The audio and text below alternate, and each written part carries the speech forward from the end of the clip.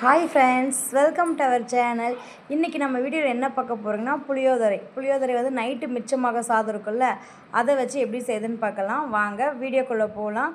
அதுக்கு முன்னாடி நம்ம சேனலை சப்ஸ்கிரைப் பண்ணலைன்னா சப்ஸ்கிரைப் பண்ணிக்கோங்க. வாங்க எப்படி செய்யுதுன்னு பார்க்கலாம். இப்போ நைட்டு வந்து மிச்சமாக சாதம் இருக்குல்ல, அதுக்கு தேவையான அளவு புளி எடுத்துக்கோங்க. கொஞ்சம் உப்பு மஞ்சள் போட்டு நல்லா அதை ஊற வச்சுருங்க. ஊறிட்டு ஒரு 10 நிமிஷம் ஊற விட்டுட்டு அதுக்கப்புறம் அதை எடுத்து நம்ம அந்த நைட்டு மிச்சமாக இருக்குல்ல சாதம், நைட்டு தூங்குறதுக்கு முன்னாடி இந்த சாதத்தை வந்து கிளறி வச்சுட்டு தூங்குங்க.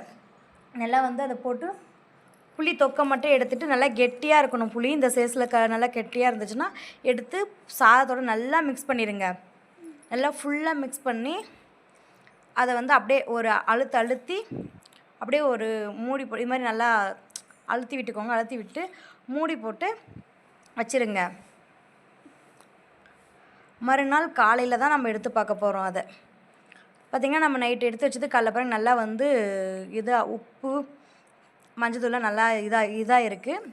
இப்போ இதை வறுத்துடலாம். அது வறுக்கிறதுக்காக நாம் வந்து கொஞ்சம் கோல்டு வினர் எண்ணெய் சேர்த்துக்கலாம். உங்கள் வீட்டில் என்னென்ன இருக்கோ சேர்த்துக்கோங்க. கடுகு, கடலப்பருப்பு, உளுத்தம்பருப்பு சேர்த்துக்கோங்க. எல்லாம் பொரியட்டும். பொரிஞ்சதுக்காக பூண்டு ஃபஸ்ட்டு எதுக்கு சேர்க்குறேன்னா, பூண்டு நல்லா வந்து எண்ணெயில் நல்லா வறுந்தால் தான் நல்லாயிருக்கும். அப்புறம் வரமிளகாய் சேர்த்துக்கலாம். நீங்கள் பச்சை மிளகாய் கூட சேர்த்துக்கலாம், நல்லாயிருக்கும். பச்சை மிளகாய் சேர்த்துறப்ப அது வந்து அந்த சாதம் வச்சு சாப்பிடும்போது டேஸ்ட்டாக இருக்கும். அப்புறம் வந்து நிலக்கடலை சேர்த்துக்கோங்க.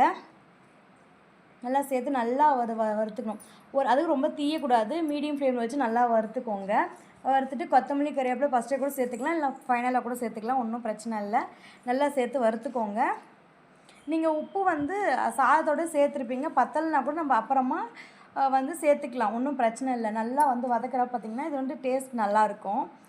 நீங்கள் வந்து உண்மையாக செஞ்சு கொடுத்ததுக்கப்புறம் சொல்லுவாங்க, இது வந்து பழைய சாதமா, இப்படி இவ்வளோ டேஸ்ட்டாக செய்ய முடியுமா பழைய சாதத்தில் அப்படின்னு சொல்லுவாங்க. அந்த அளவுக்கு டேஸ்ட் இருக்குங்க.